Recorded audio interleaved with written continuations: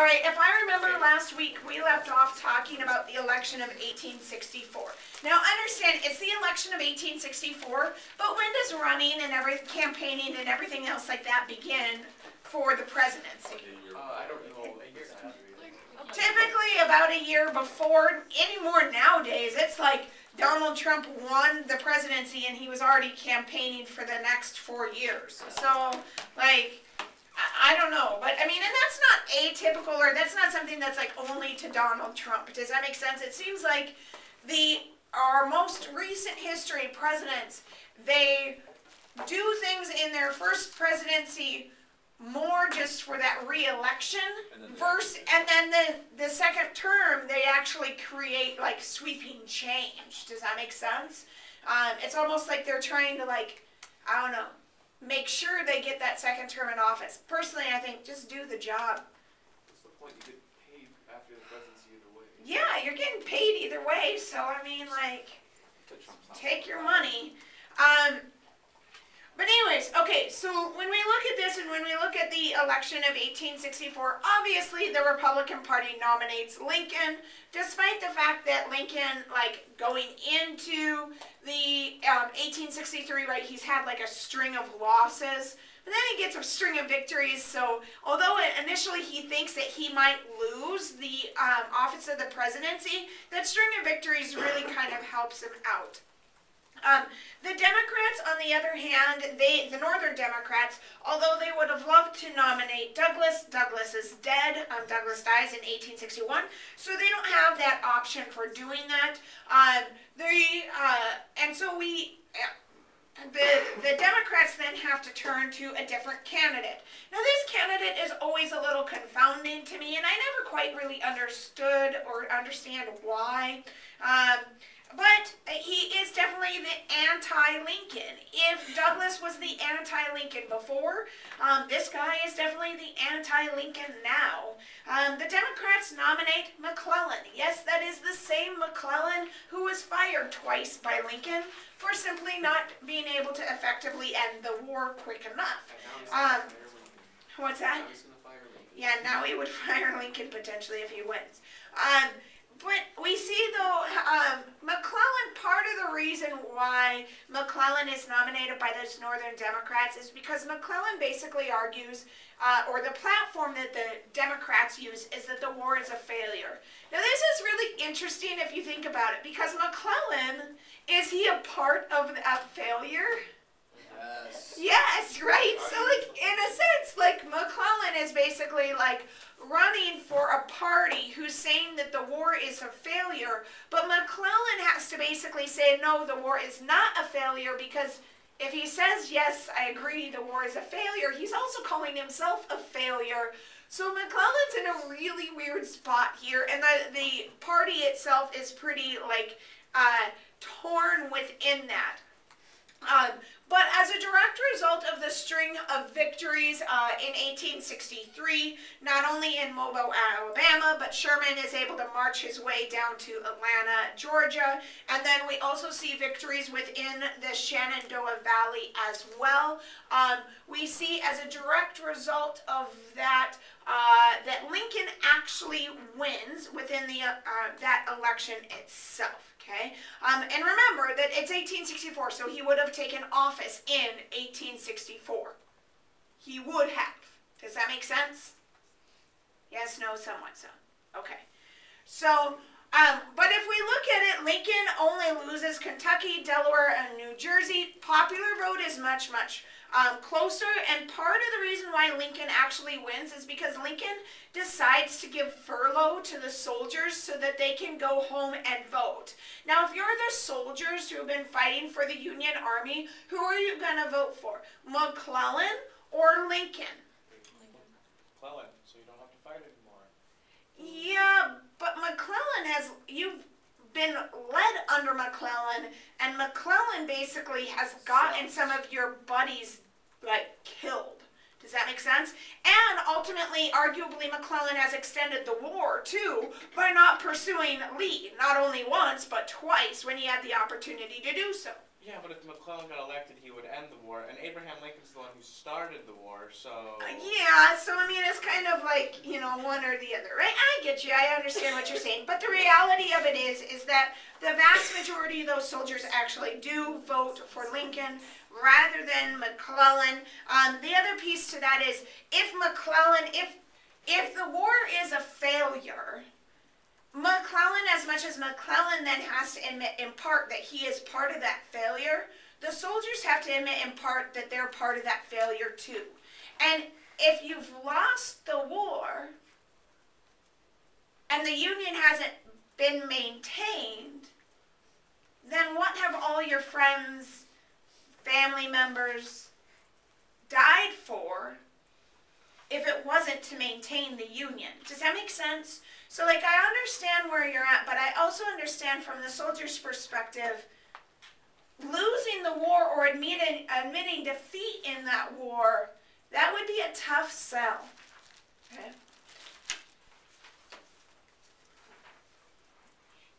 Lincoln, though, ultimately will win. Okay?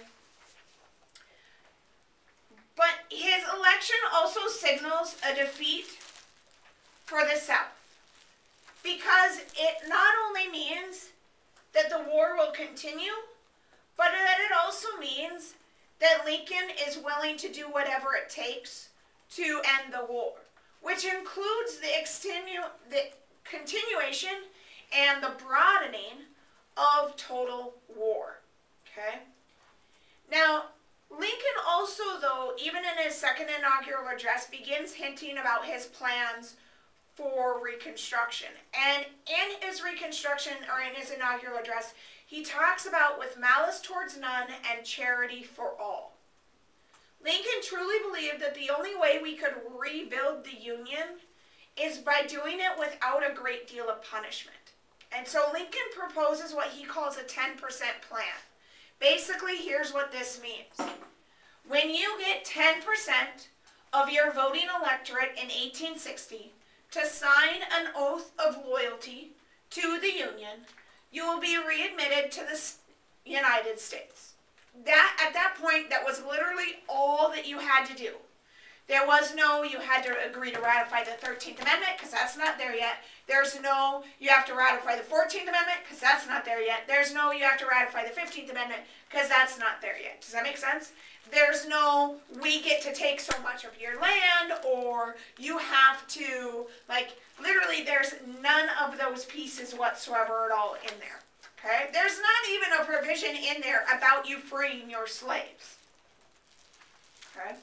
Because remember, it's only the states still in rebellion that are freed via the Emancipation Proclamation. It's right there for you, Dan. Feel better, okay? So it's very, very limited in that. Now, under the 10% plan, Lincoln's 10% plan, there's literally only 2 states that will come in under that. Louisiana and Tennessee.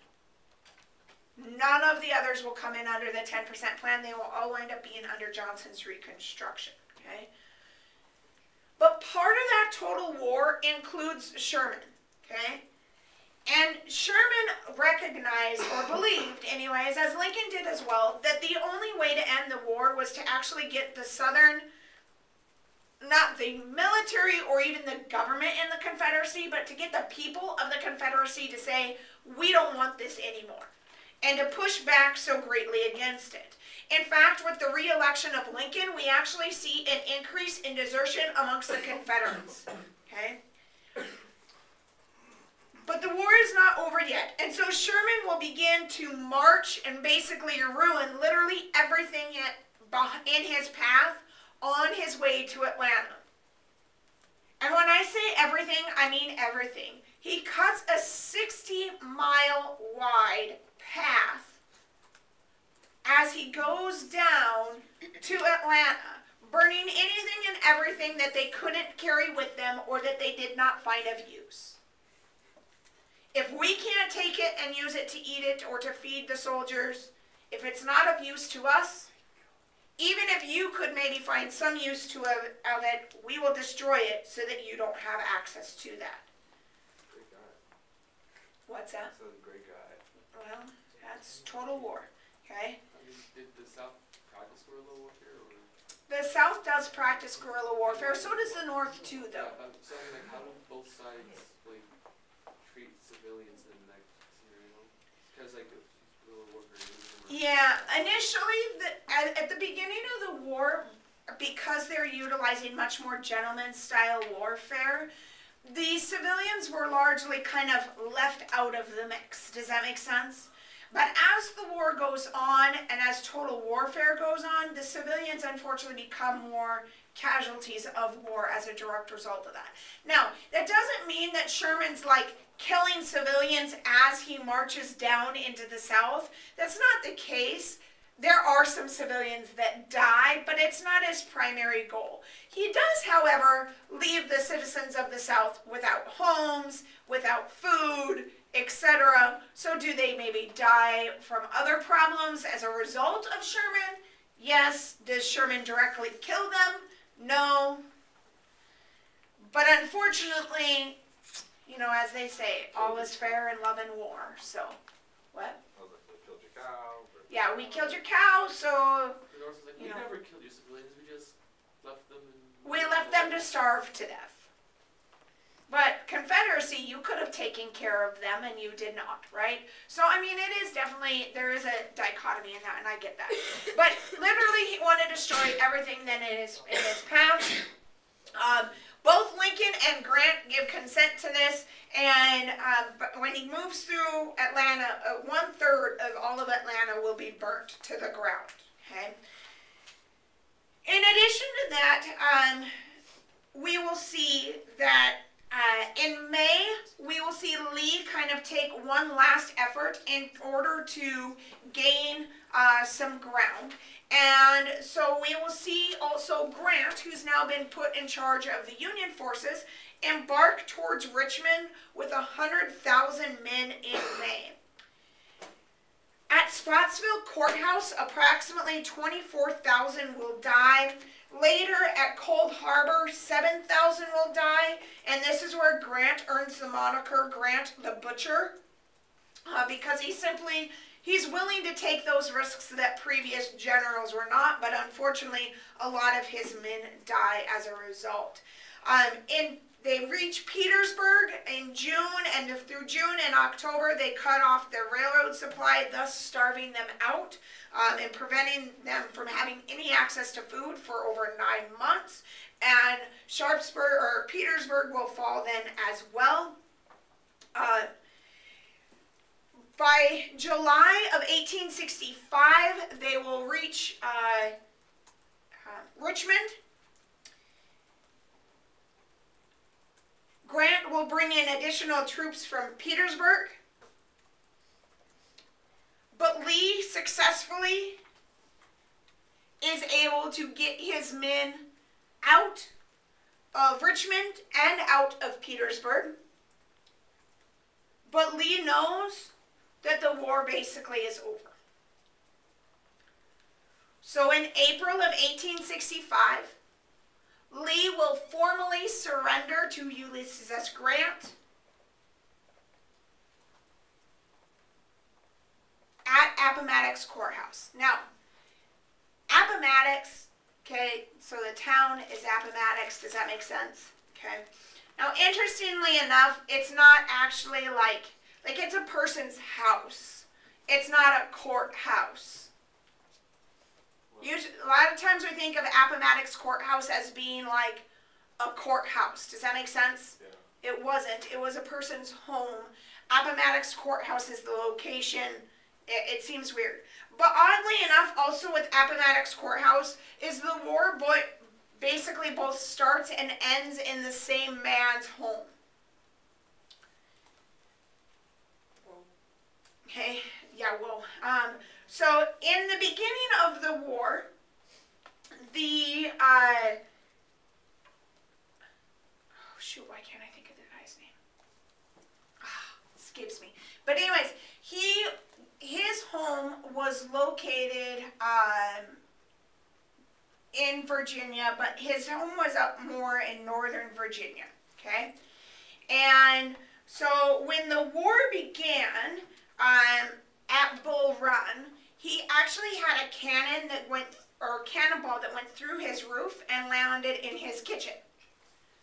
So he said, nope, I don't want this. So he moved. And he moved to Appomattox.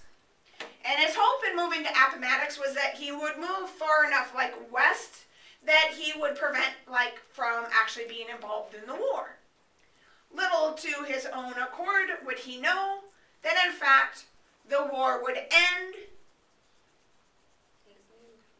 in his new home.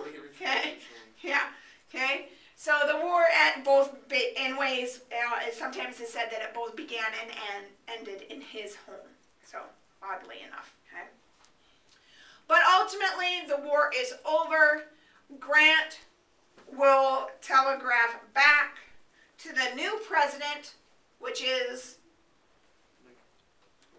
Johnson. Lincoln's dead at this point, okay?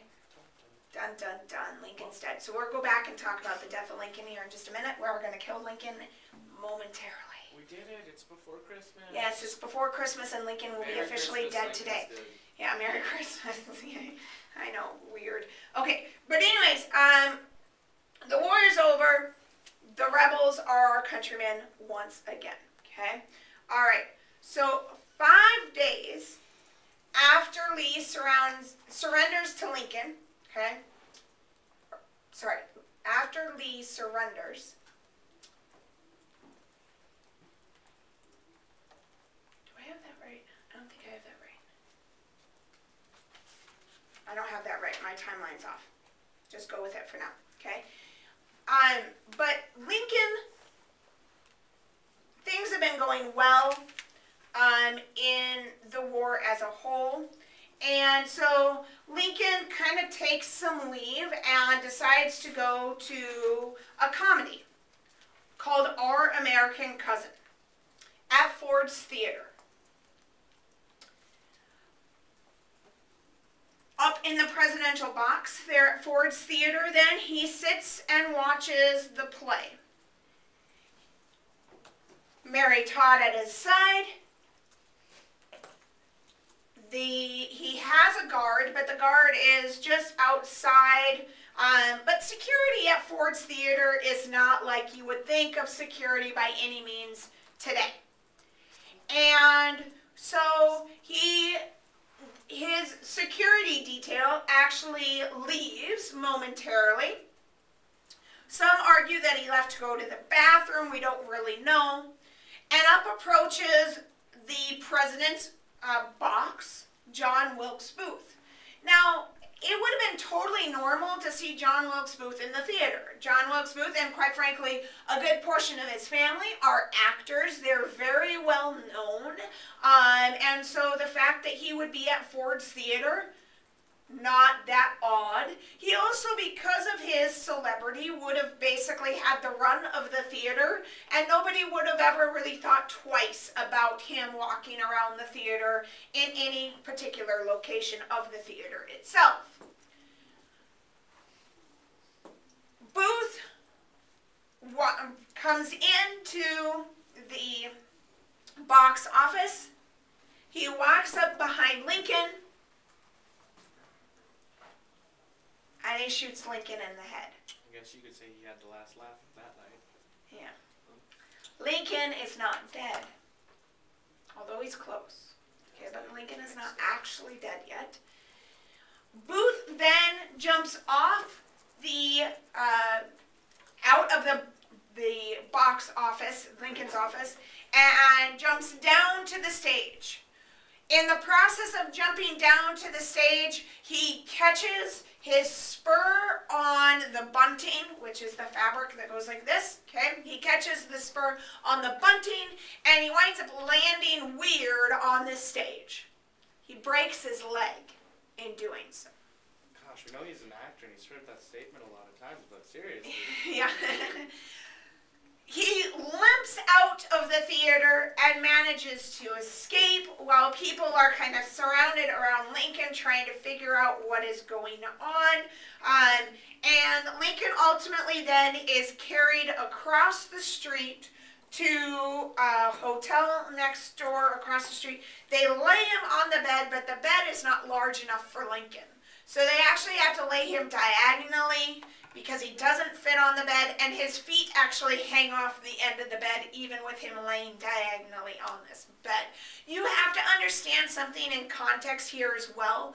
Beds, even up until the 1950s, were not like our beds of today. Does that make sense? The average American household, even as a married couple, you slept in a very small bed. Does that make sense? Why? More like a full, okay, at most. Why? Stay warm. Because it's warmer, quite frankly. Does that make sense? Okay? And so beds were small. They weren't designed, most ordinary beds weren't designed to be really big. In addition to that, Americans on average were shorter than they are today because our nutrition was not as good as it is today, so we did not get as tall. Does that make sense? Now, not everybody was super short, like, you know, Tyler and some of the others, but like otherwise, like the vast majority of Americans still were not like as tall as today. So Okay. it'd be like pretty tall for what back in time. What's that? We'd all be really tall back then. We would be, well, not all of us, but some of us would be above average, yes. Okay? Some of us would be normal, average. So what we see, but he escapes. Ultimately, Booth flees to a barn, in which he is then tracked down in this barn. And in the process of trying to capture Booth, Booth is shot and the barn is set ablaze. Supposedly with Booth inside, Booth dies. Now this spurs a lot of conspiracy theorists because there is no body. So some argue that no, Booth in fact escaped, lived out the rest of his life, in fact fathered children and grandchildren, and just lived out the rest of his life in hiding. But understand this about the death of Lincoln. When Lincoln dies, it puts everything else in like a quandary. Because the South kind of knew what Lincoln was going to do, right? Lincoln said, with malice towards none and charity for all. They knew. On the other hand, now Lincoln's dead, the VP, Andrew Johnson, is coming in. And Johnson has made it perfectly clear that he thinks Lincoln's plan of malice towards none and charity for all is not enough. That the South should be punished for the war. And so now the question becomes, really, what is going to happen with this Reconstruction plan? So while the South initially cheers, in the end they realize that maybe they would have had it better off with Lincoln than they will now under Johnson. With Lincoln dead and the war over, 2% of the population of the United States is simply dead. Slavery will ultimately be officially abolished. Oh, my battery's running low. I'm going to have to plug in. Okay. The idea of nullification and secession, you can't do that anymore. Although in recent history, there have been some states who have made the argument for leaving the country and seceding from the Union. What's that? North Dakota is one of those states, yes, that has made that argument. They can't. I don't know, you know, honestly, North Dakota actually might do a lot better than some others would. Does that make sense? In large, Is our economy based and dependent on U.S. trade? it is dependent on U.S. trade. However, the economics, Western North Dakota could potentially benefit from being an independent nation as a direct result of that trade, because they're not having to deal with trade regulations and other governmental regulations that the Fed imposes. Now, do we think it'd be a good idea for North Dakota? No. That'd be kinda cool.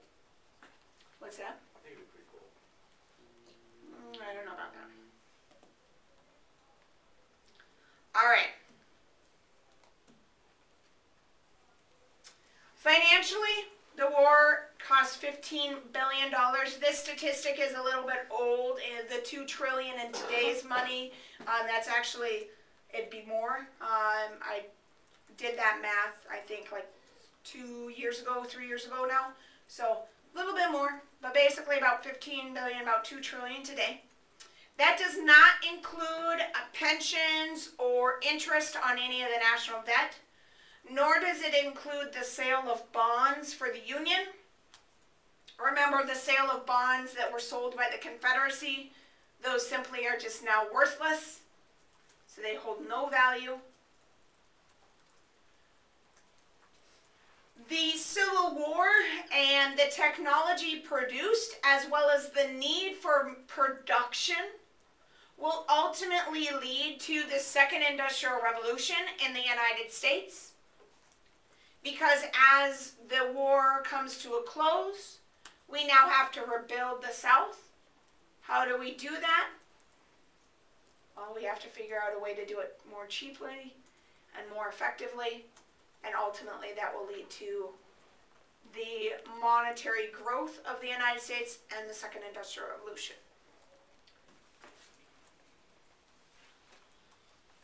It also ultimately determines and shows the world the strength of the U.S. military.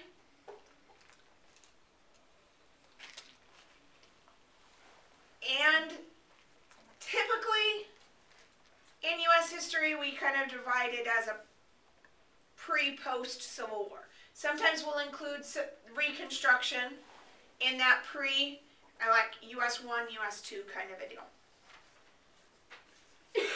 There's also a lot of conspiracy theorists, and we'll look at this, we'll also look at it again later, but this is more just for fun. But conspiracy theorists always like to draw a lot of connections between Lincoln and Kennedy. Here are some of them. Okay. Some of them are more accurate than others. Some of them are a little far-fetched, or a little bit of a stretch. But some of them are reality.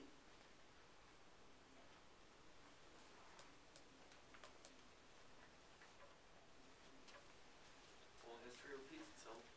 Yeah. It might not be exact, but it's pretty similar anyways. Well, I don't know. Dealing with major civil rights issues is a little pushing it. I would agree on both of their parts. I would argue that dealing with major civil rights issues is a little bit of a push. But I will argue this. Both Lincoln and Kennedy start out their administration not wanting to deal with civil rights or with the issues that are facing African Americans in the United States. By the end of their presidencies, both have to confront and deal with those issues. Does that make sense? So in that aspect, I would make that argument, but civil rights pieces, some of that stuff. The secretary one had a secretary named Kennedy and had a secretary named Lincoln. I have heard different accounts on that, so don't take that for gospel by any means. I like the ones that are name letter comparison. Right? Yeah. LBJ's and Andrew Johnson's 13, John Like, Wilkes was is shot in 15, and Ford's Harvey's car, 15. Was shot on a Friday in the presence of their wife. Yeah. Fact about being assassinated the day he was killed. They both died the same way, gunshot to the head. Yep. But They're both killed by I like the sunrise. Booth shot Lincoln in the theater and was Kennedy in the warehouse. Well, Booth it's- shot Kennedy in the warehouse. Yeah, and that one's a little off too, though, Well, because yeah, 'cause Booth it's a barn. was caught, in a barn. So, I mean, that's a little, like, Yeah. kind of, but not quite. Does that make sense? Yeah. But yes, It's you know, Booth's. Okay, John Wilkes Booth. And Lincoln was shot in Ford's theater, and Kennedy was shot in a Ford Lincoln. I So, think the 100-year Since both of the comparisons are killers kind had of 15 freaky, letters, like, Yeah. I think we they should all put line up. a new restraining order that all people with 15 letters in their name can't be near the president. yeah. That'd be a little, I mean, if the timelines line up, we've got a few years. yeah, we got a few years. I mean, we don't have to worry about until, 2060. Yeah. That's when we need to worry. Well, Knock on wood, they'll probably do it 2056 is when it all Well, started. yeah. So, let's see, 2056. Actually, you That's don't talk about where it all really starts. 40. 2013. 2013 is the opponent of the next guy. that's There gonna you be go, assassinated. yeah. Okay. Oh, that's freaky. But that means So that they're like- the next person they defeat was born in 2013. So Yeah. it'd be a Yeah. 4-year-old right now. Yep. Yeah. Exactly. Wow, the next Assassin's Creed. So to change No, the no. screen, Oh my you god. He I babysit for he's you. gonna defeat No, the person that they knew. the new president to be Yeah. assassinated in 2060. All right, let's switch some gears here. Okay. Will be assassinated by someone who's born. Will defeat somebody in their presidential election who is for it at the moment. Oh, okay. Yes. Yeah. We have to wipe out all the 4-year-olds. Yeah. 4-year-olds, you're done. Actually, just the American ones, because you can't Just come the from another southern country ones. and run for presidency. Yep. Just the southern ones, because it said they were both southern. Oh, that's a good point. That's a good point. All right, South. All hail the North. Yeah. Let's get rid of the South again. No, just the Yeah, 4-year-olds. 'cause that went Just well. the 4-year-olds in the South. That went well the first time. Yeah, or not. All right. So let's talk about Reconstruction. Remember, Reconstruction actually begins before the war is even over. When Lincoln gives his inaugural address, we see that Lincoln makes the argument here that with malice towards none and charity for all, with firmness and right, as God gives us to see the right, let us strive to finish the work we are in, to bind up all nations' wounds, to care for him who shall have borne the battle, and for his widow and his orphan, to do it all which may achieve and cherish a just and lasting peace amongst ourselves and with all nations. So, Everett brought up earlier that Lincoln had this idea of even like providing for the newly freed slaves. But just as much as he wanted to provide for the newly freed slaves, he also recognizes that he will have to provide for those that are members of the Confederacy, right? And to provide for these people who fought for the Confederacy just as much as he's going to have to provide for the others, okay? This is what we know. In 1863, he had made reference to this 10% plan, and it's the first time that he will make reference to it, okay? But it's really probably only a shell of what Lincoln would have actually created had he lived much farther past the end of the war itself, okay? But he did talk about obeying some of these emancipation laws. He does talk about, briefly, about this 10% thing that we had already talked about. And so who knows what we actually would have come up with if he had actually been able to carry through. But understand that Lincoln's 10% plan very much falls along those lines of making sure to rebuild the nation without a lot of strife. It's also interestingly to note, although the war is over, sometimes I wonder that if Lincoln had survived and had not been assassinated, if there would have potentially been less like frustration between the North and the South.